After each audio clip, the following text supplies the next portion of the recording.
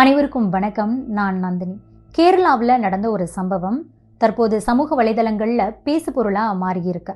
கேரளாவில் பஸ்ஸில் பெண் ஒருத்தங்க கிட்ட தகாத முறையில் நடந்ததா சொல்லி உத்தை தீபக் அப்படிங்கிற ஒருத்தர் மீது குற்றம் சாட்டப்பட்டிருக்கு. இது தொடர்பாக அந்த பாதிக்கப்பட்டதாக சொல்லக்கூடிய அந்த பெண் ஒரு வீடியோவை வெளியிட்டாங்க. அது சோஷியல் மீடியாவில் ரொம்ப வைரலாக பரவிடுச்சு. நான் அப்படி பண்ணல, என் மீது அந்த பொண்ணு பொய்யா குற்றச்சாட்டு வைக்கிறாங்க அப்படின்னு சொல்லிட்டு தன் மீதான குற்றச்சாட்டை அந்த உத்தை தீபக் அப்படிங்கிறவர் மறுத்திருந்த நிலையில தான் திடீர்னு தன்னுடைய உயிரை மாய்ச்சிக்கிட்டாரு. இந்த சம்பவம் பெரும் கொந்தளிப்பை ஏற்படுத்தி இருக்கு. நடந்தது என்ன, இந்த பதிவில் விரிவாக பார்க்கலாம்.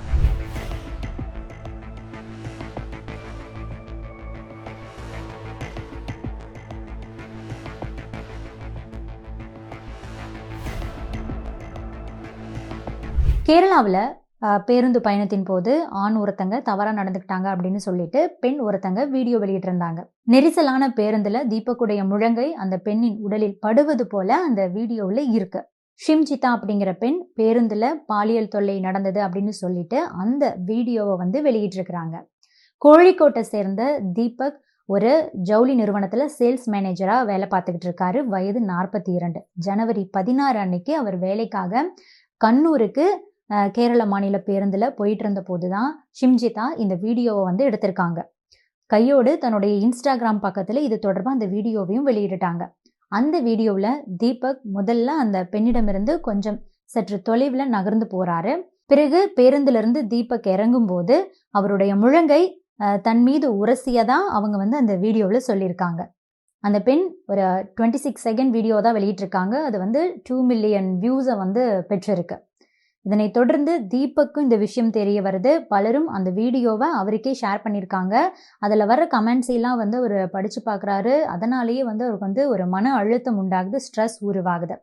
நேற்று காலையில் 7 மணி ஆகியும் மகன் ரூமை விட்டு வெளியே வரல அப்படின்னு பயந்து போன தீபக்குடைய அம்மா எல்லோரையும் கூப்பிட்டு கதவை தட்டி கூப்பிட்டுருக்காங்க. கதவை போய் உடைச்சு பார்த்துருக்காங்க.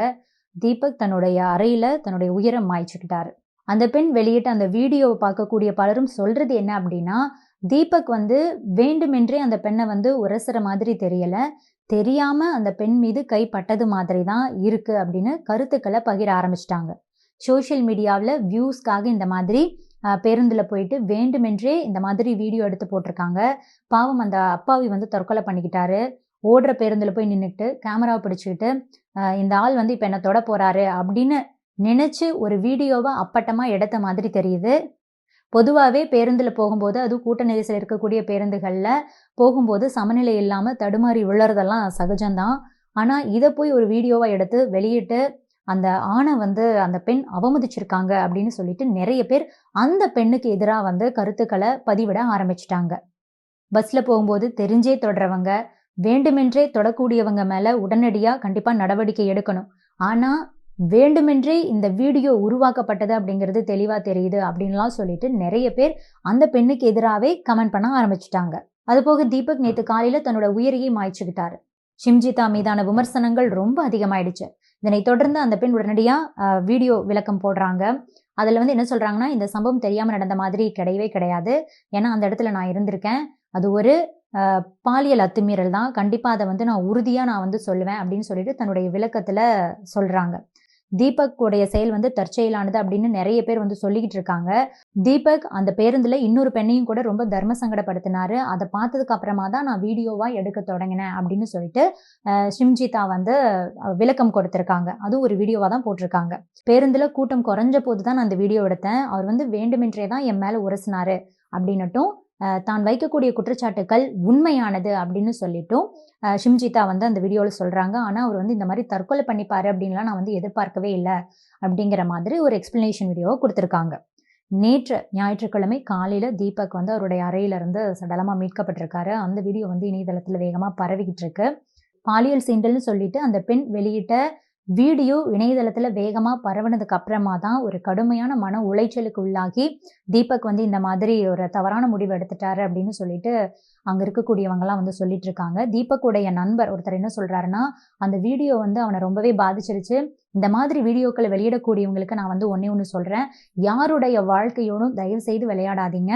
உண்மை தெரியாம இந்த மாதிரியான விஷயங்களை நீங்களும் ஷேர் பண்ணாதீங்க, ரிலீஸ் பண்ணாதீங்க அப்படின்னு சொல்லியிருக்காரு.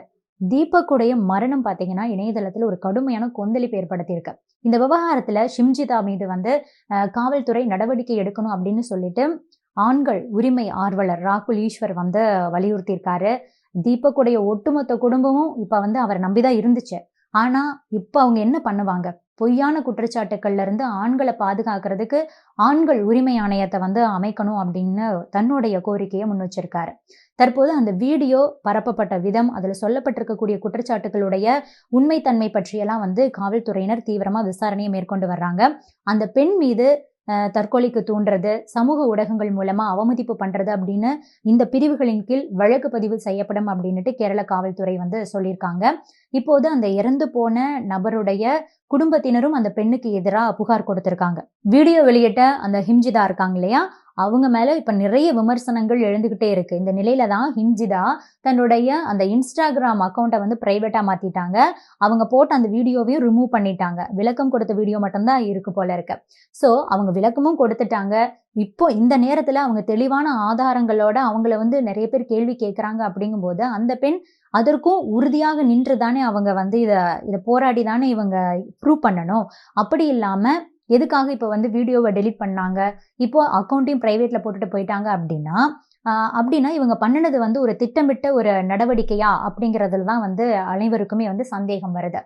சமூக வலைதளங்கள்ல ஒரு வீடியோ வெளியாகுது அப்படின்னா அங்க நடந்த சம்பவம் என்ன, யார் மீது தவறு அப்படிங்கறதெல்லாம் விசாரணைக்கு அப்புறமா தான் தெரிய வரும். இப்ப கூட அந்த ஹம்ஹிதா அவங்க மேல தவறா, தீபக் மேல தவறா அப்படிங்கிறது சரியா தெரியல. ஏன்னா அது அவங்களுக்கு தான் தெரியும். இந்த வீடியோவை வச்சுக்கிட்டு ஹம்ஹிதா அவர் மேல தவறு இருந்திருந்தா போலீஸ்ல போயிட்டு கம்ப்ளைண்ட் கொடுத்திருக்கலாம். ஆனா அதற்கு மாறா எடுத்ததுமே இன்ஸ்டாகிராம்ல வீடியோவா தான் அவங்க போட்டிருக்காங்க. அதை எக்கச்சக்கமானோர் பார்த்திருக்காங்க. அந்த வீடியோ பார்த்துட்டு அவர் மேல தவறா இல்லையான்னு தெரியாமையே கமெண்டும் பண்ணியிருக்காங்க. சோ இதனால மன உளைச்சலுக்குள்ளான தீபக் தான் இப்படி ஒரு துயரமான முடிவை எடுத்திருக்காரு.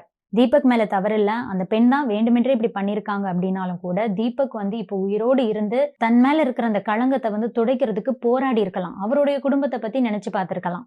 அவங்களோட 70 வயது தாய், அவங்களுக்கு இப்ப யாரு ஆறுதலா இருப்பாங்க? அவர் உயிரோடு இருந்திருந்தா அவருடைய குடும்பத்துக்கு தான் நல்லது. இந்த இடத்துல நம்ம கவனிக்க வேண்டிய இன்னொரு விஷயமும் இருக்கு.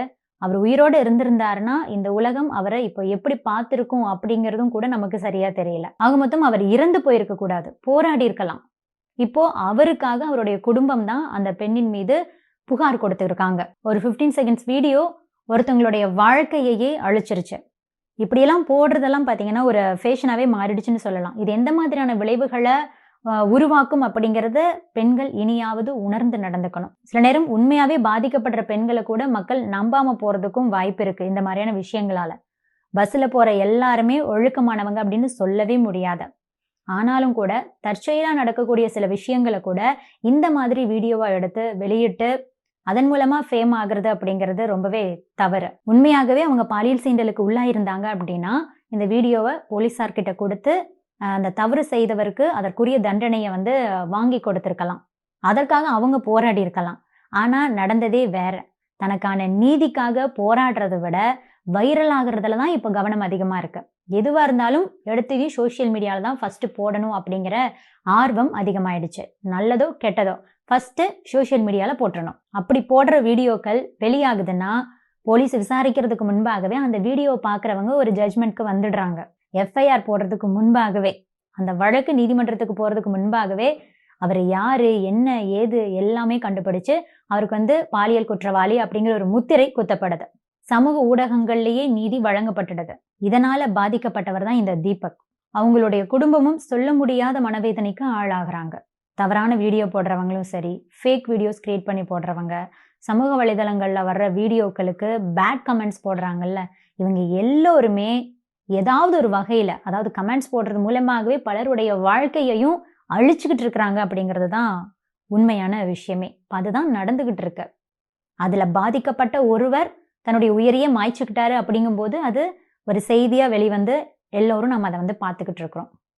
ஸோ அந்த தவிர நாமும் செய்யக்கூடாது. Subscribe to One India and never miss an update.